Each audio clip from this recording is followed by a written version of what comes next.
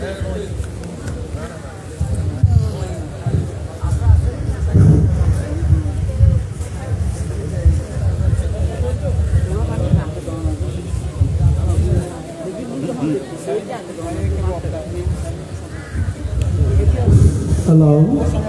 hello, 1, 2, 3, hello.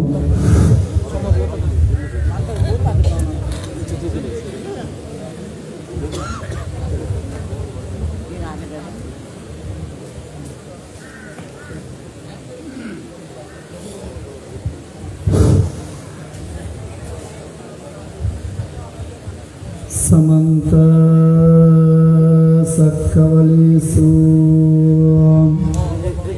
Atra Gaccantu Devata Saddhamman Muni Rajassa Sunanto Saghamukhadam Dhamma Savana Kalo Ayam Badanta Dhamma Savana Kalo Ayam Badanta Dhamma Savana Kalo Ayam Badantati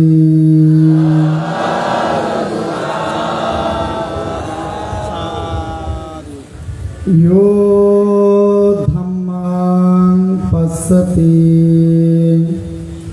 So Paticca Samuppadhang Passati Yo Paticca Samuppadhang Passati So Dhammang Passati Etena Shassavajjena Sotuti Hotu Sabbada Etena Shassavajjena Sabba Dukkha Bhayaruga Antaraya Upadhava Dhunnimittang Avamangalam Sabinassato Etena Shassavajjena Hotuti Jaya Mangalam Ti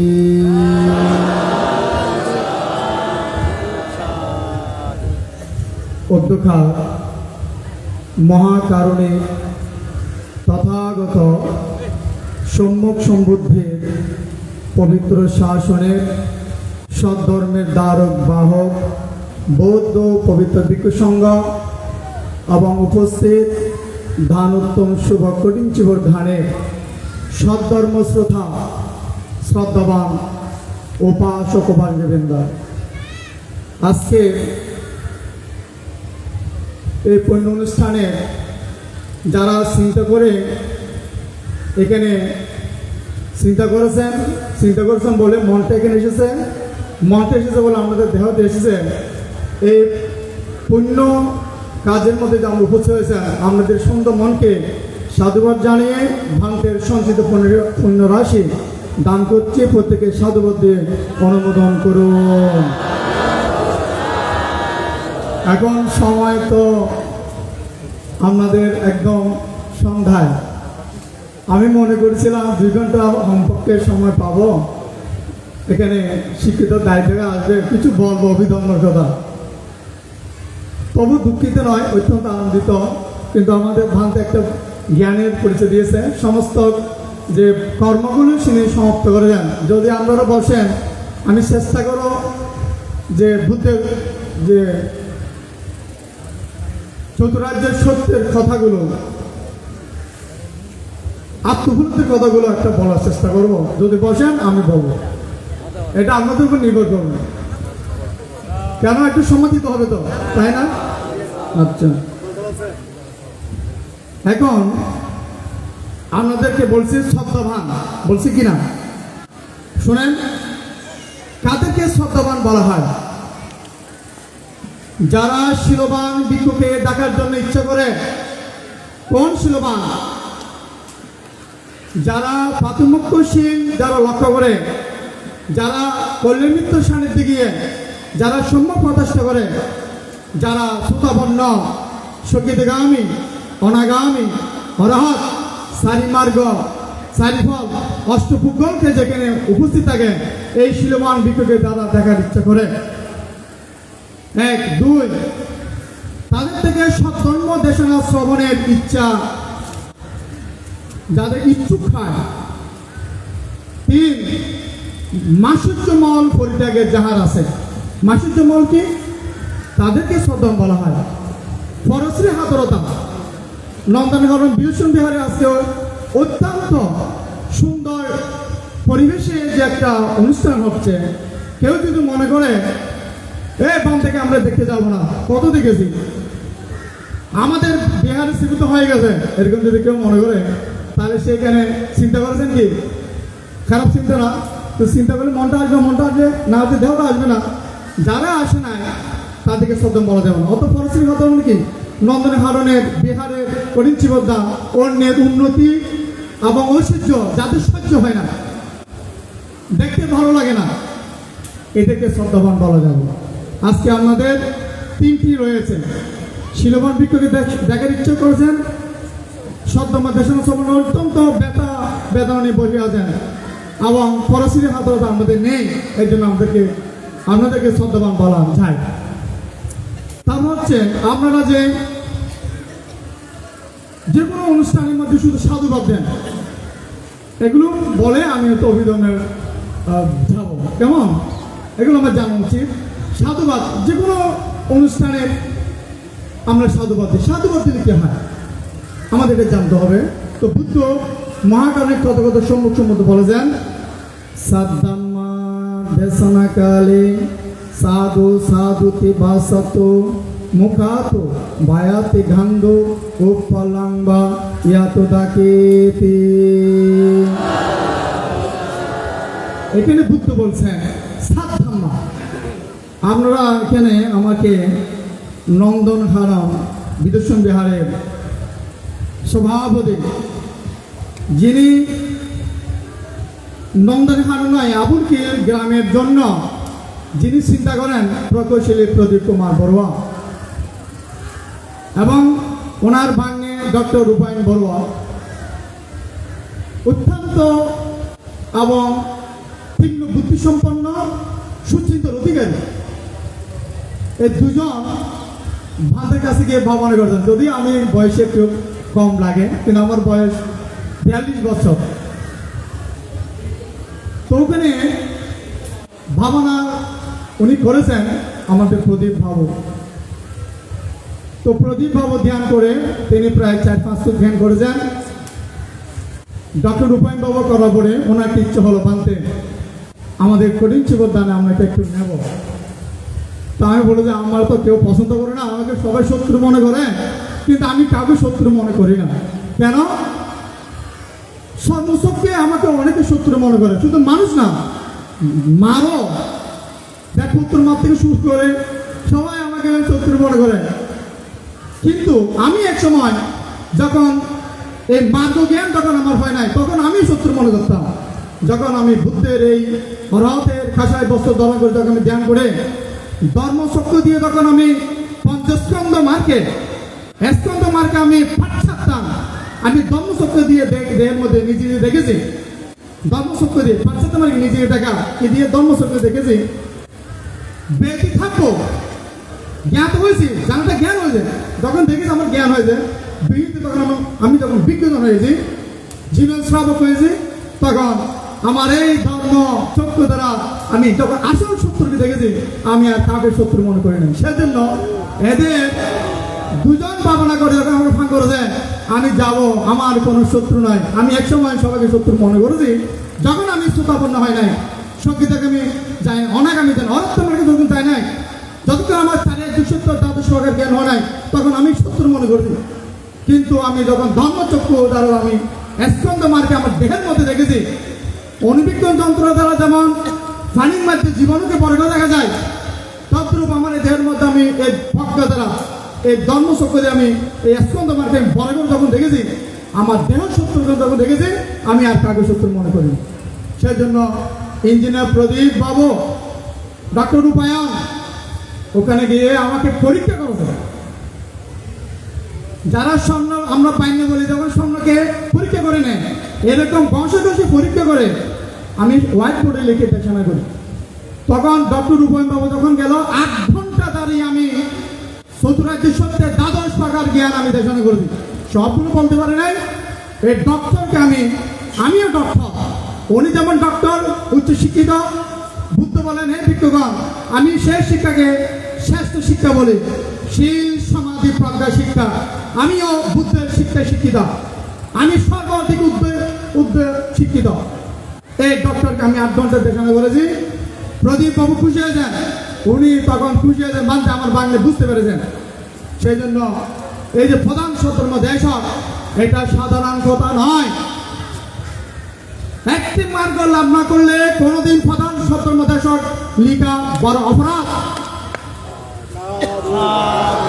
বুঝতে পারছেন? সত্য মানে কি? সত্য ধর্ম, বুদ্ধের আবিষ্কৃত নির্বাণ ধাতু বা প্রজ্ঞা, এছাড়া যে সত্য দ্বাদশ প্রকার জ্ঞান, এটা হচ্ছে সত্য ধর্ম। যিনি অধিগত হয়েছেন, যিনি এই জ্ঞান লাভ করেছেন, তিনি একমাত্র দেব ব্রহ্ম মনুষ্যের মুক্তির কামনায় তিনি এই সত্যের মধ্যে দেশনা করতে পারেন। আর পৃথক জনের এই দেশনা করা সম্ভব না, বললে খাপ হবে। ক্লিয়ার? তাহলে এই যে বললাম সাত ধর্ম অর্থাৎ সত্য ধর্ম। দেশে না, দেশের মানে যেগুলো ভাঙতে উপদেশ দিচ্ছি। কেমন? কালে মানে এই সময়, কাল মানে কি সময়, সাধু সাধুতি যেটা আমরা সাধু বলি, বাসত মানে যেটা আমরা মুখ দিয়ে কি করি, বাসন করি। তাহলে সাত নম্বর দেশে নাকি সাধু সাধুতি বা সাধু, মুখ হাত মানে মুখ, বাইরে তো মানে বয়ে যায়। যখন আমরা সাধু বলি ভাষার মধ্যে অনেক দূরে যায় না, মুখে তো বাইরে তো গান্ধ, গান্ধ মানে কি? এখানে হচ্ছে সুগন্ধ। কিছু সুগন্ধ উপপাল্লাম, উপপাল্লাম মানে কি? পদ্ম ফুল ইয়া তো রাখে দেখে বুদ্ধ বলছে কি, যেমন আমরা অনেক সময় এক দুসরার সাথে কথা বলি না, বলি কিনা? দেখা যায় অনেকজনের কথা বলতে গেলে মুখ থেকে দুর্গন্ধ বের হয় না, তখন আমরা নাসিকে দূরে ফেলি না, বা ওনার কাছ থেকে দূরে যায় না। এটা কি? দুর্গন্ধ। কেন দুর্গন্ধ হলো? এটা কর্মজ গন্ধ। যেমন আমি সেন্সুডেন্ট দিয়ে ব্রাশ করি, এরকম আর উন্নত যদি কোনো পেস্টুডেন্ট থাকে, এগুলো ব্রাশ করলেও এই দুর্গন্ধগুলো যাবে, কর্মজ গন্ধ। কেন? জন্মান্তরে মানুষকে মিথ্যা কথা বলেছেন নিজের স্বার্থ সিদ্ধির জন্য।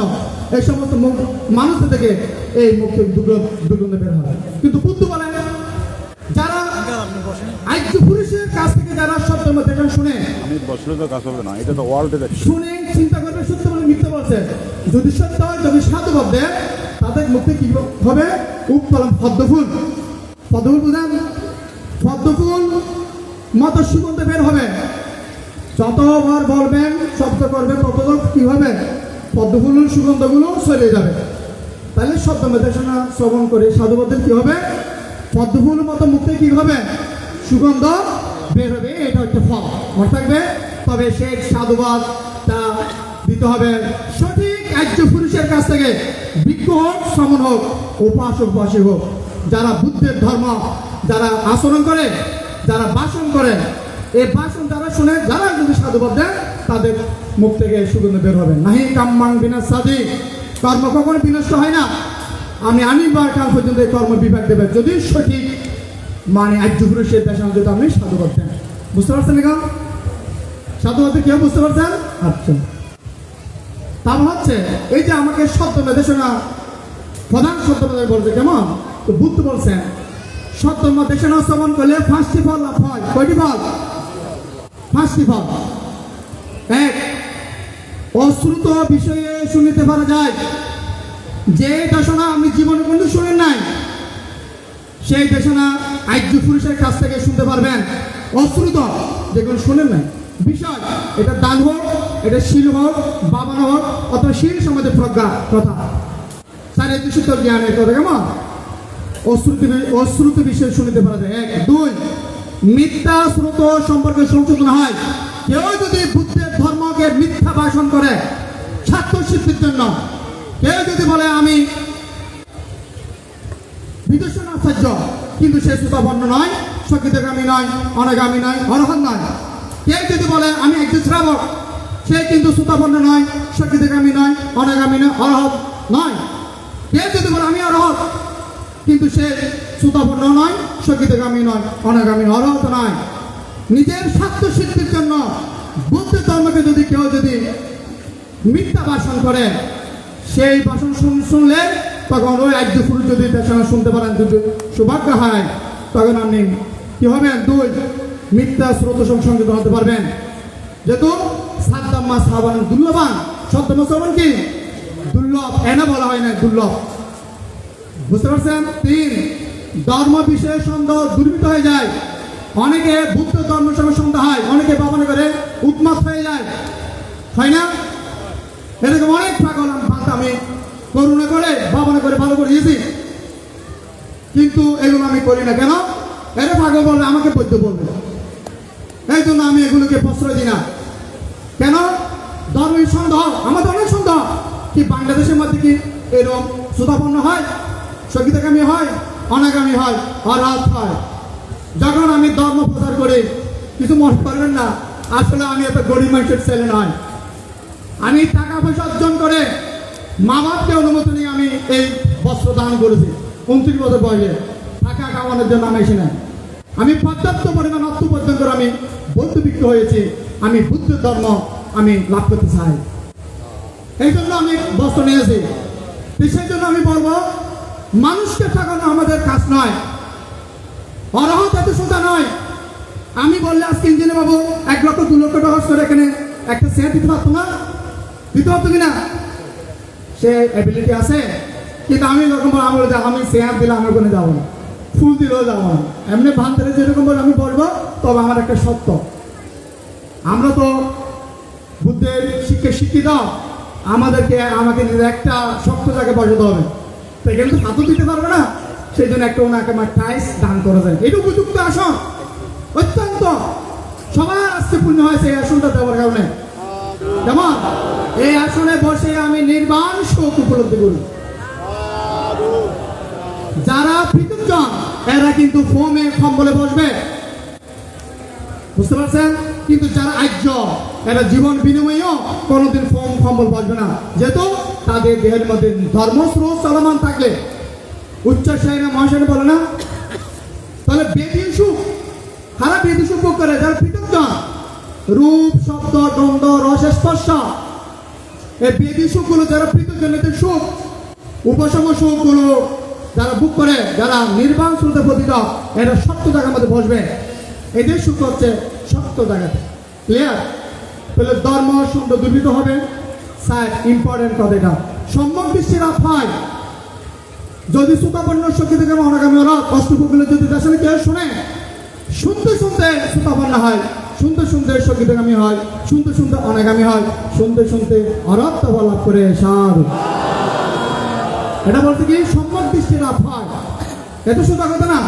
তবে সেই দেশনা করতে হবে আর্য পুরুষ থেকে। কেমন? অর্থাৎ এক উদাহরণ দিই, সারিপুত্র পান্থ কার থেকে সুতাপন্ন হয়েছিল? অশ্বত্থ পান্থ থেকে। 2টি লাইন বলেছিল চতুরাজ্য সত্যের সমুদ্র এবং নিরুদের কথা। কি বলেছিলেন? এ ধাম্মা হেতু পাবা তেসাং হেতু তাতাগতঃ তেসাংচি নিরুদ এবং বাদি মহাসামনতি। এই 2টি লাইন শোনার সাথে সাথে সারিপুত্র সুতাপন্ন হয়েছিল। এটা হচ্ছে সম্যক দৃষ্টির লাভ। ওই সব ফার্স্টে বলবো কি সাইটা হচ্ছে সম্মুখ দৃষ্টি লাভ, একটি অংশ। তারপর হচ্ছে ফার্স্ট চিত্ত প্রসন্ন হয়। চিত্ত মানে মনটা কি হয়? প্রসন্ন হয়। বুঝতে পারছেন? এখন সময় যেহেতু কম, যেটা বলার জন্য অত্যন্ত আগ্রহে বসে আছি, যেহেতু অনেক কিছু বলার ইচ্ছে ছিল। যেহেতু বৌদ্ধ ধর্ম আমরা বলি এত সহজ, আমি বই পড়ে দেশনা করলে হয়ে যাবে না। এটা একটা বীজগণিতের অঙ্ক বলি বানতে। এটি কি বলি? বীজগণিতের অঙ্ক। কোন ছাত্র যদি সায়েন্স নিয়ে লেখাপড়া করে, যদি সে উচ্চতর গণিত নেয়, তখন তাকে বাবাকে বলবো না বাবা আমার একটা শিক্ষক লাগবে, লাগবে কিনা? তাহলে শিক্ষক তখন ছাত্র যখন অঙ্ক শিখার জন্য যাবে, কি বলবে? তুমি এই সূত্রগুলো মুখস্থ করো। তখন দেবে প্রাথমিকভাবে এসকে বলে বিস্কুট সূত্র, একই বলে বিকিউ সূত্র, এ বি সূত্র আছে না? সূত্রগুলো শিখতে বলবে। কেন? এই সূত্রগুলো দ্বারা এই অঙ্ক সমস্যার সমাধান করতে হবে। কেমন? ঠিক আছে? তো বুদ্ধ ধর্ম একটা বীজগণিত অঙ্ক। আপনি কিভাবে নির্বাণ যাবেন?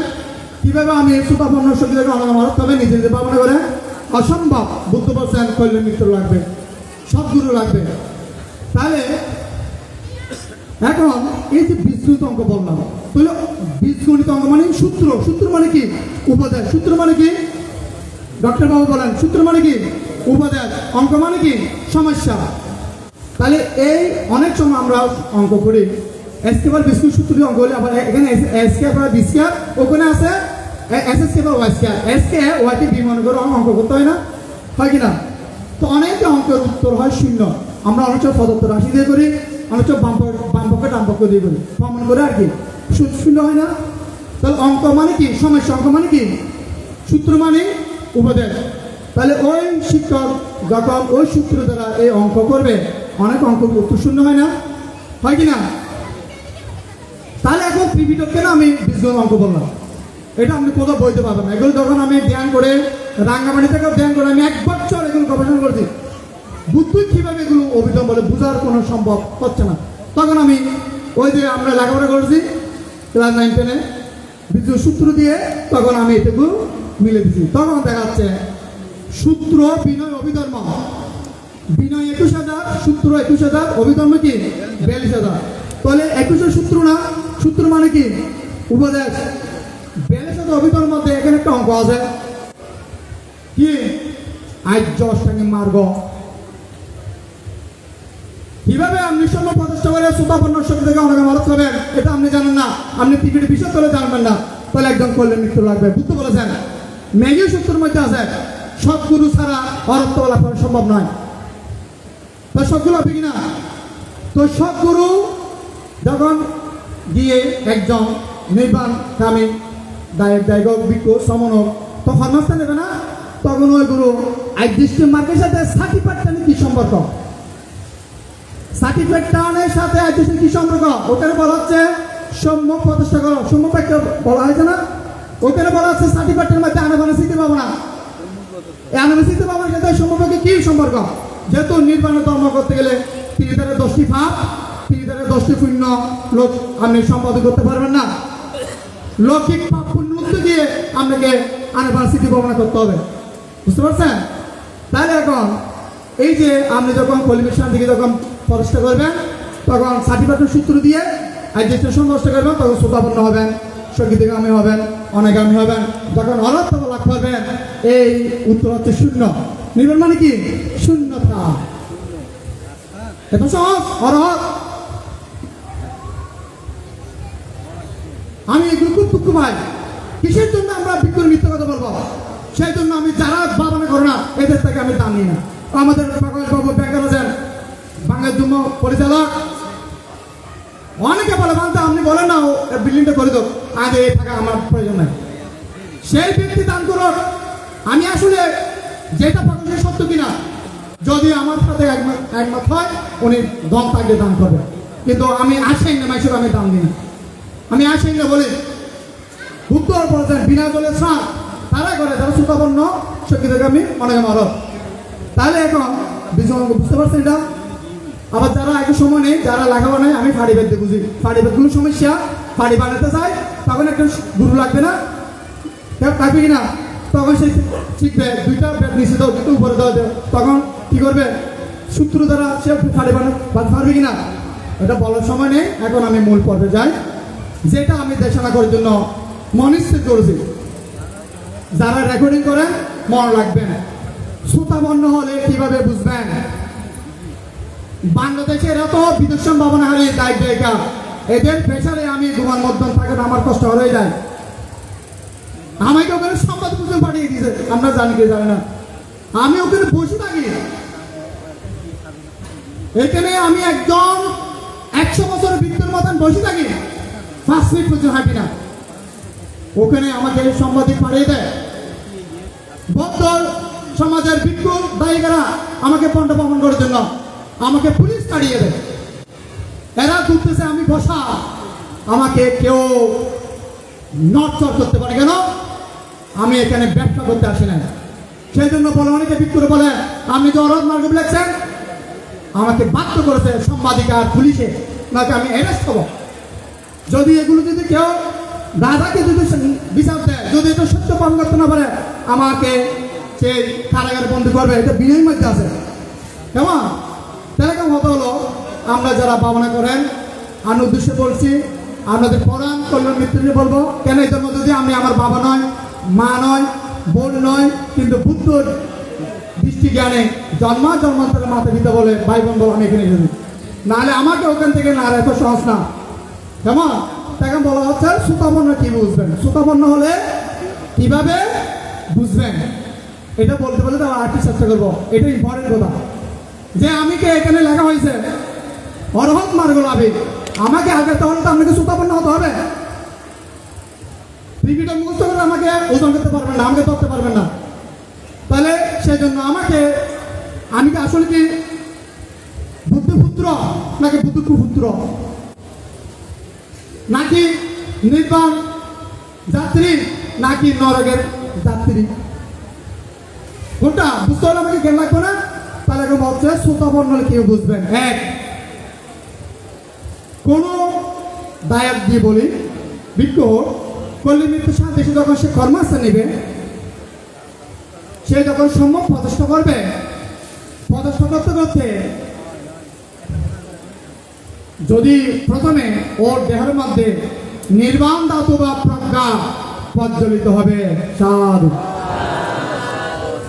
নির্বাণ ধাতুকে বলা হচ্ছে প্রজ্ঞা।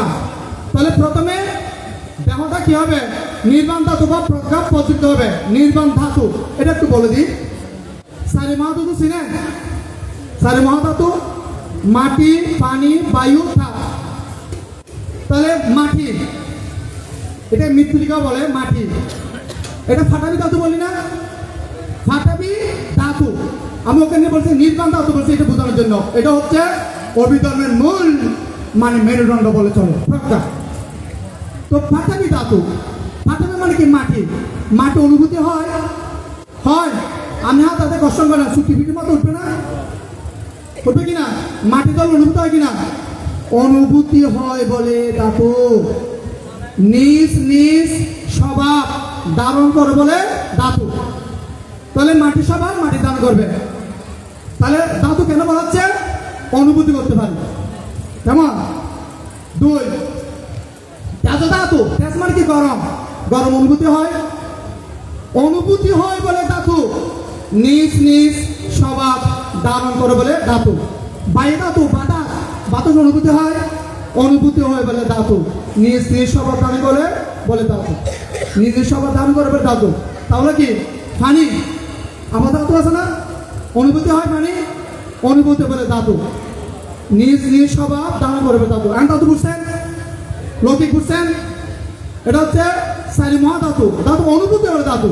এখন বলছে নির্বাণ ধাতু, এটা কোথাও অনুভূতি হয় যখন প্রজ্ঞা, যেটা বললাম এটা ধাতু যখন প্রজ্বলিত হয়, প্রজ্বলিত হলে এটাকে অনুভূতি হয়। পদ্ধতি কি হয়? এটা ওই আগুন যেমন অনুভূতি হয় শরীরে, ওই ধাতু জলের অনুভূতি হয়। যদি এই নির্বাণ ধাতু যদি প্রজ্বলিত হয়, অনুভূতি হয়, সাথে সাথে দেহের অঙ্গের মধ্যে নিচের দিকে ধর্ম স্রোত পতিত হয়। সব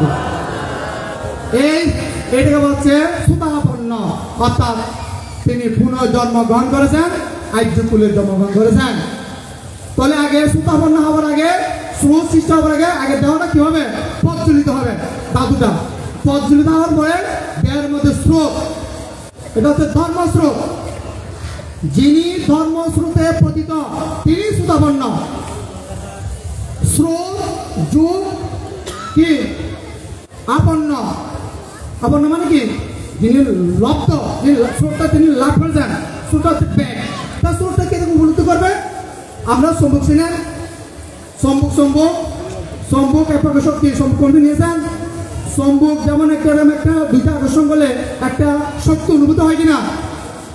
যখন এই নির্মাণ ধাতু বা প্রজ্ঞা প্রচলিত হবে, যখন স্রোত চলবে, ওই স্রোতটা বোঝার জন্য একটু উদাহরণ দিচ্ছি। সম্মুখ শক্তির মতো নিচের দিকে চলতে থাকে এবং ফাটাবি ধাতু, যেমন আমি টাইস বলছি না, টাইস, এই টাইসের সাথে দেহটা যখন এরকম কি হবে? স্পর্শ হবে, তখন এটাকে চম্বুক শক্তির মতো নিচের দিকে স্রোতটা চলে কি? উপর থেকে নিচে, নিচের দিকে স্রোতটা কি হবে? চলতে থাকবে। সব কেন? এখন আমরা যারা ধ্যান করছি ফোমে, এটা হচ্ছে বেদীয় সুখ, উপশমের সুখের উপশম সুখে আপনি লাভ করতে পারেন, যেহেতু আমি ফোমে ধ্যান করছেন। অসম্ভব। তাহলে প্রথমে প্রজ্বলিত হবে দেহ, তারপর দেহ কি হবে? ধর্মস্রোত হবে। তো স্রোতটা কিরকম উপলব্ধি করবো বলছে? সম্মুখ শক্তি যেমন আমরা উপলব্ধি করি, এটা এই বুদ্ধের যে শক্তি প্রজ্ঞাবল, এটা ওই দেহের মধ্যে যখন সার্টিফিকেটের সাথে সম্মুখের মধ্যে টানবে, উপরে নিচে যাবেন। কেমন আত্মশুদ্ধি যেটা বলা হচ্ছে, দেহকে পরিষ্কার করবে, স্রোত চলবে, ও সম্মুখ শক্তির মতো আমরা অনুভূতি করতে পারবো। যদি ধর্মস্রোত যদি দেহ চলে লম্বা দিন, দেহটা প্রকম্পিত হবে। সাধু কেন প্রকম্পিত হবে? স্রোতের বেগে প্রকম্পিত। যেমন দেহের মধ্যে স্রোত চলবে, স্পিড, তখন দেহটা মানে প্রকম্পিত, এইভাবে কাঁপবে না। যেমন আমরা অনেক সময় কলা খাই না, কলাটা এরকম পাপড়ি যখন ধরব, কলার পাপড়িকে টিপ টিপ টিপ কাঁপবে। যিনি সুতাবো না তিনি বুঝবেন তার শরীর প্রকম্পিত। কেন? স্রোতের বেগে তার শরীর প্রকম্পিত। লম্বা সাইড যদি সে সুতাবো না হয়, আরেকটা বোঝার জন্য উদাহরণ দিচ্ছি, এই সারা শরীর চম্বুক শক্তির মতো অনুভূতি করবে। সাধু বুঝতে পারছেন? এখন বুদ্ধ ধর্ম দেহের পদ্ধতি দেহটা কিরকম হয়ে যাবে? চম্বুকের যে একটি শক্তি থাকে, যিনি প্রজ্ঞা পদ্ধতি করেছেন তার দেহটা চম্বুক শক্তির মতো কি করবেন? অনুভূতি করবেন। এখন আরেকটা বুঝে, যদি আপনি নদীর শরীরটা চম্বুক শক্তির মতো অনুভব করছেন, আরেকটা উদাহরণ দিই। আমাদের হাত আছে না? আপনাদের বিয়া তো অনেক সুন্দর, বাড়িতেও আছে ফাঁকা। আপনি যদি সত্যি যদি দেহ স্রোত চলে, এই শরীরটা ডাবলের মধ্যে লাগাবেন। বুঝতে পারছেন? এখানে ডাবল আছে না? ডাবল যদি লাগাবেন, দেখবেন যদি স্রোত চলে, যদি সত্যি যদি আপনি নির্বাণ সুতে পতিত হয়েছেন, তাহলে সম্মুখী শক্তির মতো টানবে। যদি আপনি বিদর্শন ভাবনা দাবি করেন, যদি আপনি বিদেশে দাবি করেন, যদি আপনি একই দাবি করেন, যদি আপনি অরহত দাবি করেন, তাহলে আমার কত সাথে একমত কিনে দেখেন। আমরা যদি শরীরে যদি সম্মুখ শক্তির মতো অনুভূতি হয়, যদি স্রোত চলে, ডাবলের মধ্যে যদি হাত লাগান, সম্মুখ শক্তির মতো ঠান্ডা, যেহেতু দেহের মধ্যে স্রোত চলতে। বুঝতে পারছেন? এখন যারা এতদিন ভাবনা করেছেন, পরীক্ষা করে দেখেন দেওয়ালের মধ্যে হাত লাগে সম্মুখ শক্তির মতো টানতেছে কিনা। যদি না টানে, আপনি বিদর্শন ভাবনা করছেন বলে বাক্য দ্বারা ভাব হবে। যারা বিদর্শন ধৈর্য বিজ্ঞ হলে ফারাজিকা, আইতেশন হলে ফারাজিকা, অরহত হলে ফারাজিকা। আমি চারটা বলে দিলাম। এই চারটি শান্তি ঠিক আত্মদর্শন দ্বারা, আর এবার থেকে আমি অরহত মানগল বিজয় পেয়ে গেছে সত্যি কিনা সবাইকে পরীক্ষা করার জন্য আমি কি দিয়েছি? সুযোগ করে দিয়েছি। কেন? বাক্য দ্বারা ভাব করবেন না। আমাকে ধরার জন্য বাংলাদেশের এখানে আমি বলেছি, আমি বলি না, শুধু বলি পাবনা হারেদের। আমি একটু গমন মধ্যে বলেছি, তাদের দয়া করে আমি স্থির করেছি, আমার জন্মান্তরের মাথা ভিতরে ভাই ভাই কল্যাণ মিত্র, আমি এদেরকে এই বাণীতে শোনাবো। আমি এখানে কোনো তান্ত্রিক জন্য আসি নাই, কারো ফোনে কষ্টতার জন্য আসি নাই, কারো বিহার ক্ষতি করার জন্য আসি নাই। বুদ্ধ বলছেন তারা বিক্ষেপের তালিকা বাহুদানা হিতাইয়া বাহুদান শুকাইয়া। আমি এখানে এসেছি আপনাদের হিত সুখ কামনায়। কেমন? তাহলে এখন বুঝতেন, সুধাপন্ন হলে প্রথমে দেহটা প্রজ্বলিত হবে, প্রজ্ঞা প্রদীপ প্রজ্বলিত হবে। যদি প্রজ্বলিত হয়, দেহের মধ্যে স্রোত চলবে। স্রোতটা কিরকম উপলব্ধি করবে? সম্মুখ শক্তির মতো সে টানবে। আত্মশুদ্ধি, স্রোত মানে কি? ব্যাগ স্পিড, এটা উপর থেকে নিচে যায়। স্রোত নিচে থেকে উপরে যায়, উপর থেকে নিচে যায়। সেই জন্য একদম পাবনা হারি যদি এরকম এই যে আমরা শব্দের ফার্স্ট পর বলছি, এই যে এটা অন্তরায়। এখন আমাদের বৌদ্ধ বিহারে সবাই বিহারের জন্য মানে কোটি কোটি টাকা খরচ করে, কিন্তু ধর্ম আসনে বসার জন্য কি করতে হবে? এই বান্তের মতো টাইসে বসতে হবে। সুন্দর সুন্দর স্থাপনার জন্য তো এটা পাথরের সাথে ঘর্ষণ হতে হবে দেহটা, তখন সূত্র অনুযায়ী এই প্রজ্ঞা প্রতিপত্তিত হবে। নাহলে আমরা এখানে অন্তরায়, আপনি সম্মুখ সম্মুখে দেখা শুনলো আপনি শ্রোতা বলতে পারবেন, যেহেতু আপনি অন্তরায় সৃষ্টি করে যান, যেহেতু আপনি বিয়ে দিয়ে সুখে আছেন। তাহলে এই প্রজ্বলিত হলে দেহ কি বলছে? দেহের মধ্যে ধর্মস্রোত চলবে, এবং স্রোত চললে দেহটা প্রকম্পিত হবে, এবং সারা শরীরটা কি হবে? চম্বুক শক্তির মতো অনুভূত হবে। কেমন? তখন আপনি পরীক্ষা দিয়ে দেখেন, ডাবলের মধ্যে হাত লাগিয়ে দেখেন। যদি আপনি স্থাপন দাবি করেন মনে মনে, বা প্রকাশ্য যদি বলেন, ডাবলের মধ্যে হাতটা লাগান, যদি সম্পূর্ণ মতো যদি শরীরে টানে, তাহলে আপনি মনে করেন আপনি সুখাপন্ন হয়েছেন। বা যা উদ্যোগামী শক্তিগামী উদ্যোগী অনাগামী বা অরহত মার্গের মধ্যে পর্যন্ত আছেন, যার যেটুকু উপলব্ধি হয়েছে সেটুকু আপনি অনুমান করতে পারবেন। ক্লিয়ার? বুঝতে পারছেন এখন? আচ্ছা, এখন বলা হচ্ছে, আমি যেটা বললাম এটা আর ব্যাখ্যার সময় নেই, আর একটা বলে শেষ করে দেব। ইউ ধাম্মাং পাশ্চাতি সো পাটিচ্চা সমোপাদন পাশ্চাতি, ইউ পাটিচ্চা সমোপাদন পাশ্চাতি সো ধাম্মাং পাশ্চাতি বলি নাই? আচ্ছা, ইউ ধাম্মাং পাশ্চাতি কয়টি ওয়ার্ড বলছি? তিনটা। ইউ মানে যে বা যারা, যে বা যারা কোথায়? খারাপ অষ্টপুদ্গল। ধাম্মা মানে বুদ্ধ ধর্ম প্রজ্ঞা, যেটা নির্বাণ ধাতুকে বলা হচ্ছে। এই প্রজ্ঞা, সম্মুখ দৃষ্টি, বিদর্শন, সম্প্রজ্ঞান, ধর্ম বিষয়, অমোহ, কেমন অনেক মানে এখানে শব্দ আছে লিখা টিভিতে, কিন্তু এটা মূলত নির্বাণ ধাতু। কেমন? এটা তো হচ্ছে অত্যন্ত ভাব, এটা বলবি ধাতুটা কি? অত্যন্ত ভাব। এটা সাধারণ মানুষ যখন যারা ছোট, এরা 7 বছর হলেও বা বয়স হলে এরা স্রোতের ব্যাখ্যা সহ্য করতে না পারে, ভাব দেয়। কেমন? এটা তো অত্যন্ত ভাব জিনিস বুদ্ধ ধর্ম।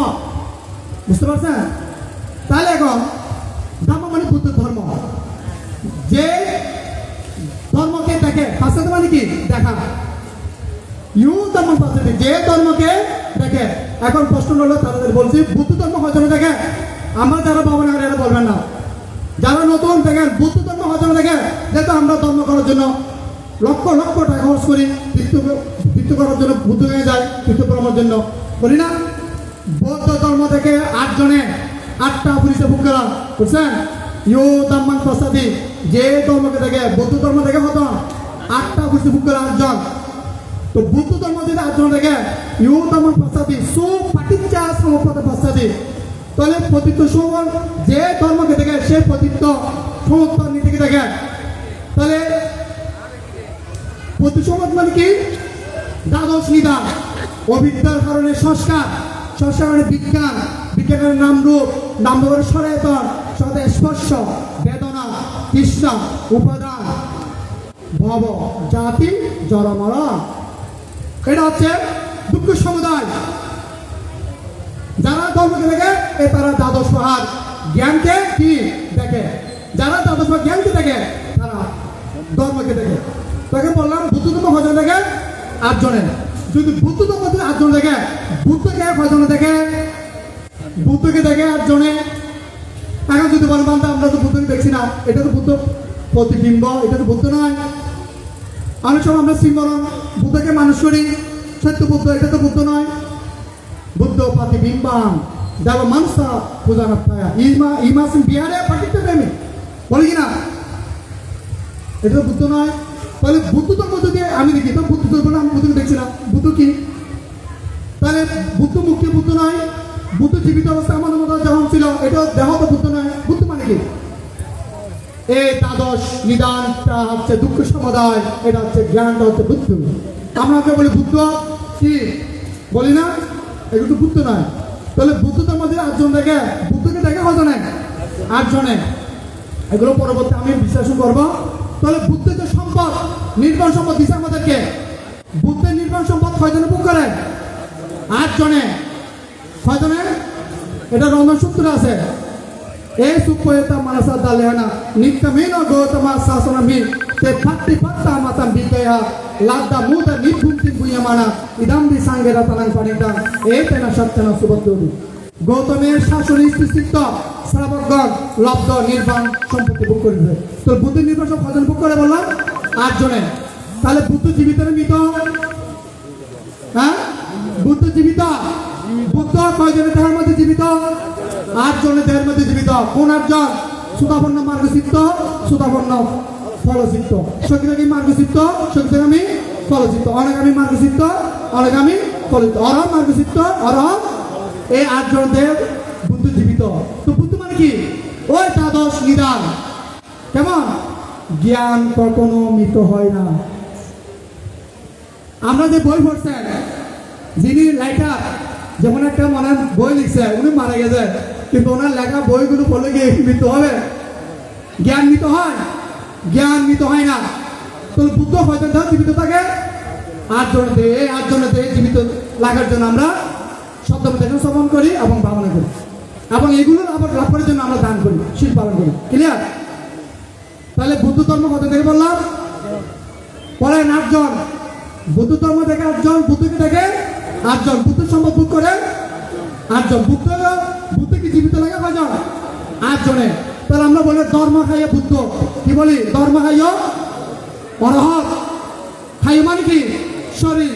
এই শরীর মধ্যে যখন ধর্ম প্রচলিত হয় তখন এই দুঃখাদি সূত্র, দুঃখ সমুদয় সূত্র, দুঃখ নিরোধের সূত্র, দুঃখ নিরোধ উপায় কেমন, এবং সত্য জ্ঞান, কীর্তু জ্ঞান, এই 12 প্রকার জ্ঞান তিনি কি হয়? তিনি জ্ঞানটা কি করে লাভ করেন, কেমন? তাহলে এই 12 প্রকার যে জ্ঞান বললাম, কেমন, এটা ধর্মখাই বুদ্ধ। তাহলে খাইমাতি যখন ধর্ম প্রচলিত হয়, ওই চতুরাজি সূত্র জ্ঞান যার অধিক রয়েছে তার স্বভাব কেমন, এই তাকে বলা হচ্ছে কি? ধর্মহায় বুদ্ধ। অর্থাৎ হায়মানির শরীর এই সময় ধর্ম প্রচলিত হলে তখন চতুরাজি সূত্রে 12 প্রকার যার থেকে আছে তিনি কি?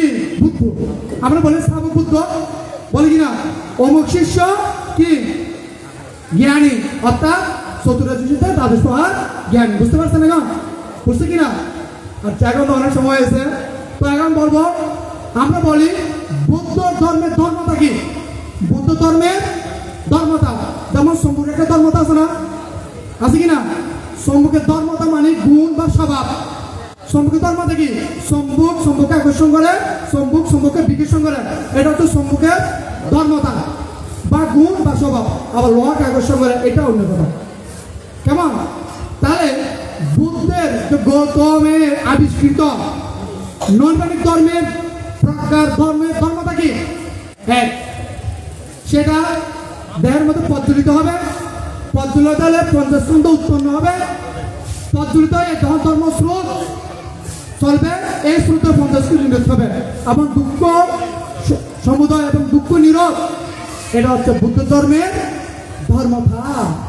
এখন আপনারা কি বুদ্ধকে বেঁচে রাখার জন্য চেষ্টা করবেন না? করবেন কিনা?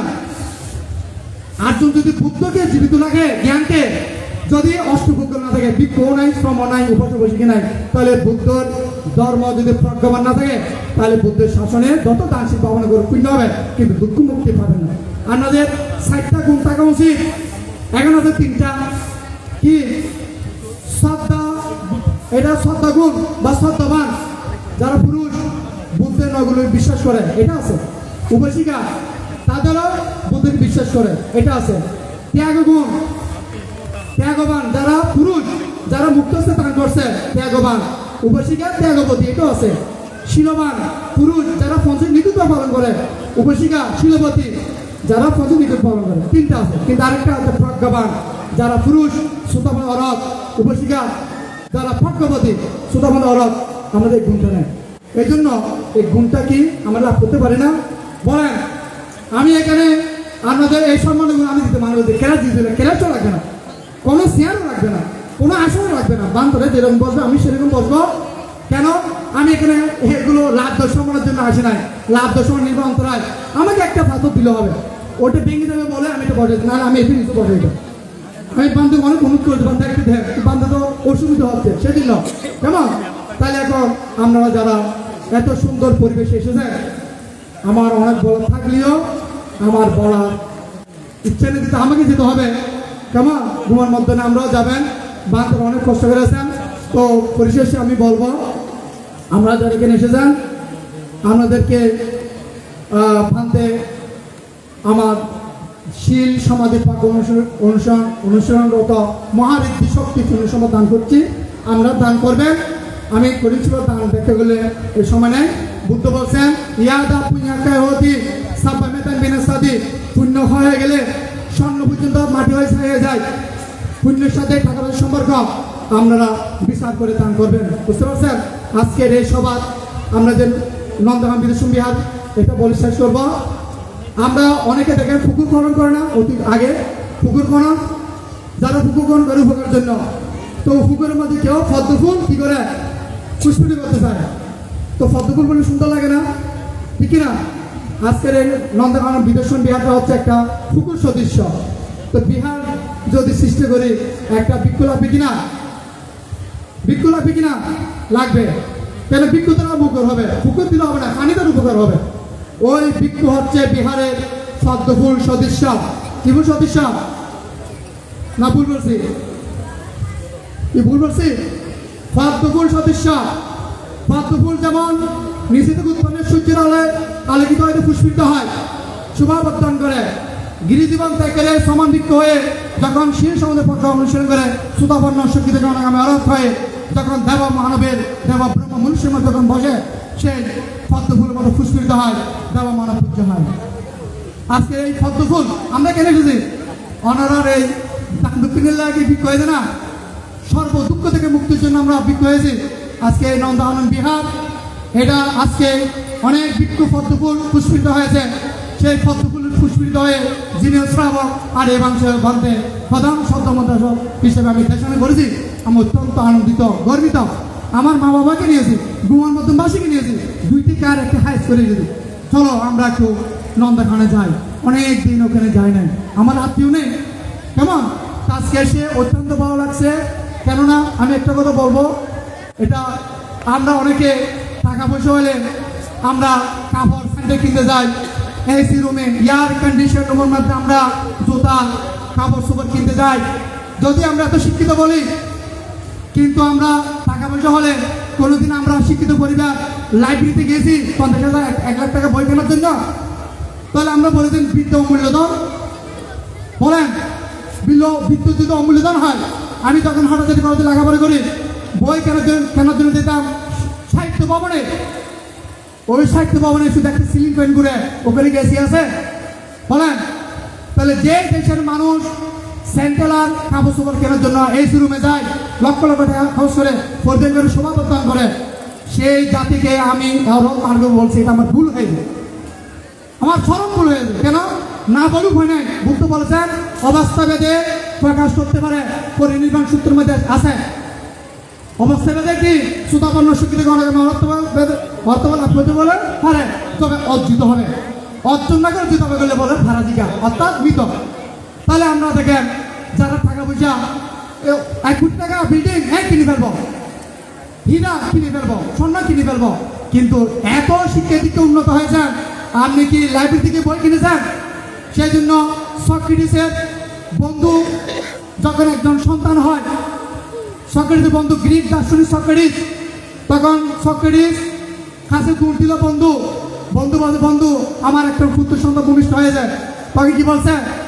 যখন শুনলো সক্রেটিস তখন একটু হাসলো, তারপর একটু চিন্তিত হলো, মুখটা আঁতার করলো।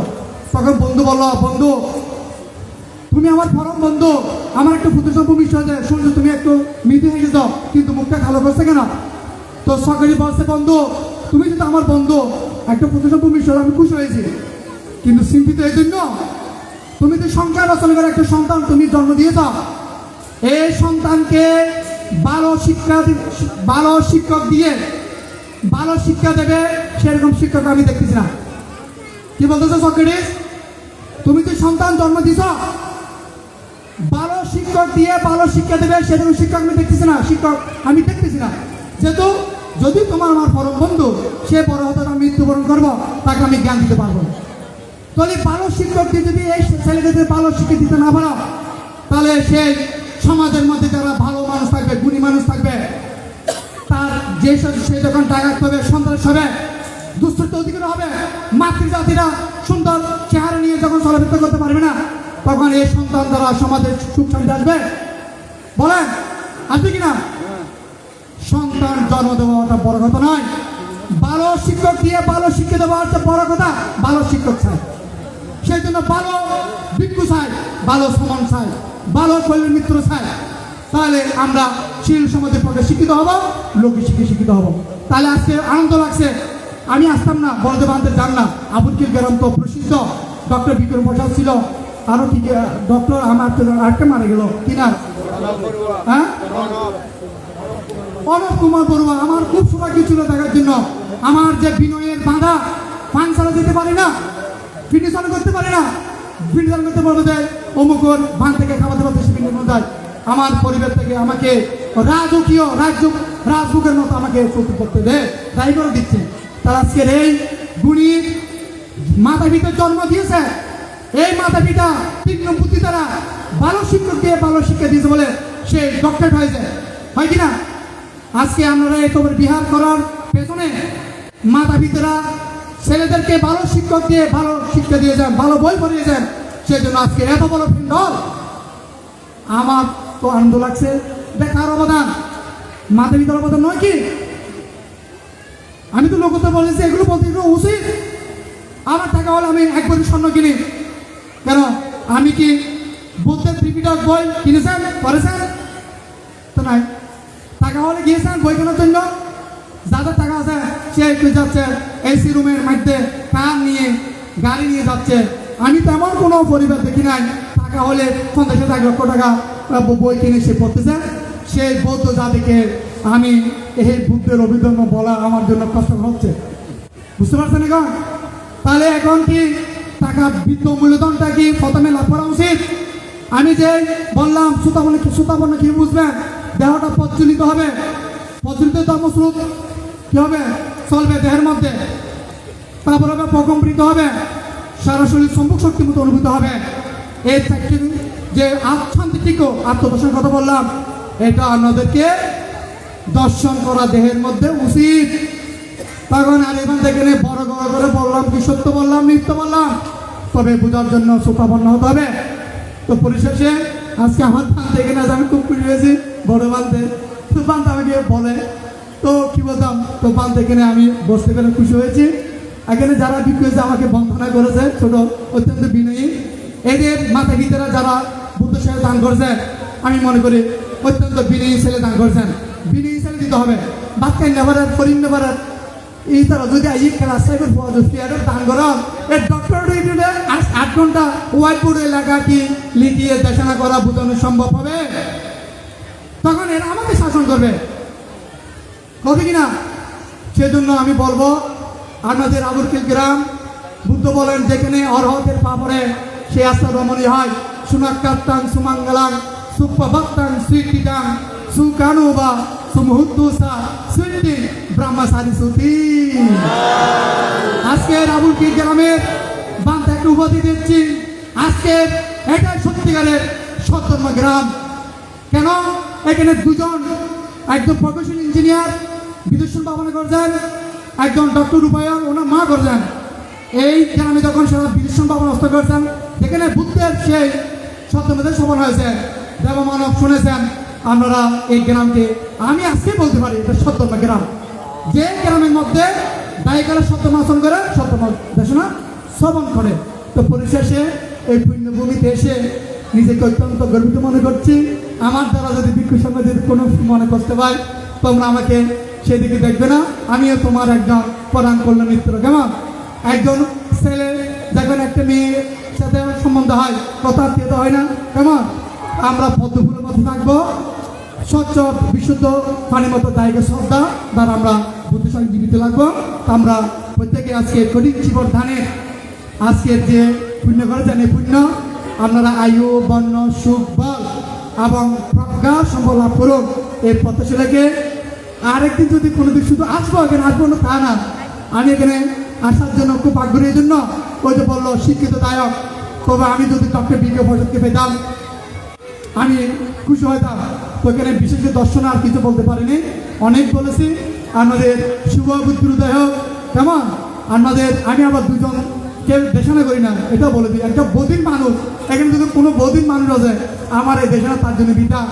আর একজন শিক্ষিত মূর্খ, শিক্ষিত শুনেছে কিন্তু আমি কি সত্য বলে মিথ্যে বললাম, যার বিচার করা যার ক্ষমতা নাই, যিনি জ্ঞানবান নয়, ওনাকে আমি বধির বলি। কেমন? এই দুজন মানুষ ছাড়া আপনারা যারা শুনে সত্যি মিথ্যে বিচার করতে পারে যান, বুদ্ধের ভাষা আপনারা জ্ঞানবান। যেহেতু বুদ্ধ এই আমাদেরকে মুক্ত হওয়ার জন্য তিনি সুমদের তারপর সময় মুক্ত হয় না, কেমন? সেই জন্য বুদ্ধ বলেছেন তখন কিংমে তিনদিন একে না পুলিশে না তামা যাচ্ছি না সাবিতাং ভাবনি তোয়া সান্তান সাদিবাকাং বলছে কি আমি একাকে মুক্ত হবে কেন? আমি নিজে মুক্ত হয়ে আমি তারপর মনুষ্যদেরকে মুক্ত করবো। কেমন? কত বড় দয়ালু! সেই জন্য তিনি এই বুদ্ধত্ব লাভ করার জন্য আজকে দান করে যান। বুদ্ধ কি বলছেন? আমি নিজে মুক্ত হয়ে জীবজগতের প্রাণীতে মুক্ত হওয়ার জন্য বুদ্ধ বলছেন কি আমি নিজে বুদ্ধ হয়ে জীবজগতের প্রাণীকে মুক্ত করার জন্য আকাশের তারার চেয়ে বেশি চক্ষুগুলো দান করেছি। আমি নিজে বুদ্ধ হয়ে জীবজগতের প্রাণী মুক্ত করার জন্য সমুদ্রের যতগুলো পানি আছে তার চেয়ে বেশি আমি দেহে রক্ত দান করেছি। আমি নিজে বুদ্ধ হয়ে জীবজগতের প্রাণী মুক্ত করার জন্য পৃথিবীর যতগুলো মৃত্তিকা মাটি আছে তার চেয়ে বেশি আমি দেহে মাংস দান করেছি। আমি নিজে বুদ্ধ হয়ে জীবজগতের প্রাণী মুক্ত করার জন্য সুরসে হাজার সূর্য সমর সুমর পর্বতে আমি শীত এবং মস্তক দান করেছি। তারপরে আমি সেদ্ধর্মে এসে সিদ্ধ দুর্গ সমাধান করে সর্বত্র কৃষ্ণদান করে সে তিনি আদ্য মাত্রা আবিষ্কার করে তিনি সম্মুখ সমুদ্র লাভ করে আজকে সে চতুরাজ্য সত্য জীবদের প্রতি করুণা করে আমাদের প্রকাশ করে যান। তো পরিবেশে আমরা আজকে জীবন ধন্য বলে মনে করি এখানে আমাকে কোটি টাকা দিলেও আমার সাথে যাবে না, কেমন আমার কর্মই আমার বন্ধু, কর্ম আমার শত্রু। আমরা প্রত্যেকে নির্বাণ সাথে পতিত হন, আমরা এই কামনা করি। যদি আমরা যদি সুতাপন আমার খুব ইচ্ছা, আত্মদর্শন ইচ্ছা, আমাদের প্রদীপবাবু আছে এখানে, ডক্টর উভয় আছে, এনের সান্নিধ্যে ভান্তের এখানে যাবেন। এই মানব মুক্তির জন্য ভান্তে লক্ষ লক্ষ টাকা মানুষকে দান করেছি, দায়িত্ব দান করেছে, কোনোদিন কারোর 1 টাকা খুঁজে নাই। যাদের গাড়ি ভাড়া নাই বাঁধতে দেব, যাদের বস্ত্র নাই আমাকে বলতে দেব, যাদের গাড়ি ভাড়া নাই সিএনজি করে চলে যাবেন, তারপরে আমি দেবো, কেমন?